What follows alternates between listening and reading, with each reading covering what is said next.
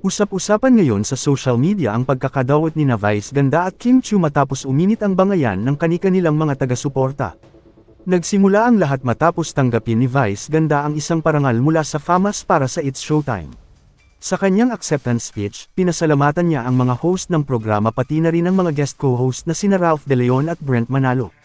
Gayunpaman, napansin ng maraming netizens at lalo na ng Kim Chiu at Kim Pao fans na hindi nabanggit ang pangalan ni Kim Chiu, kahit isa siya sa mga pangunahing host ng noontime show.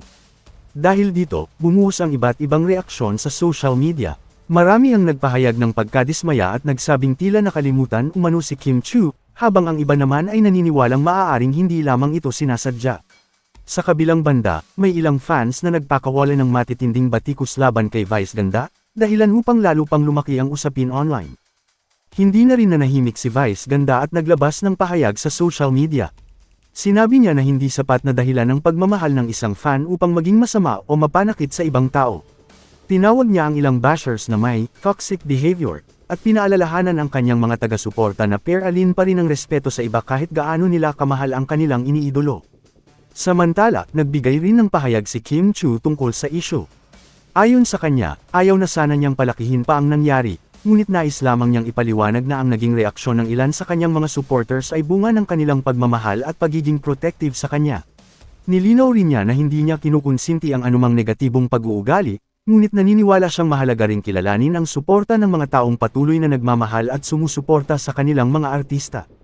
Dahil sa naging pahayag ng dalawa, lalo pang nahati ang opinyon ng mga netizens.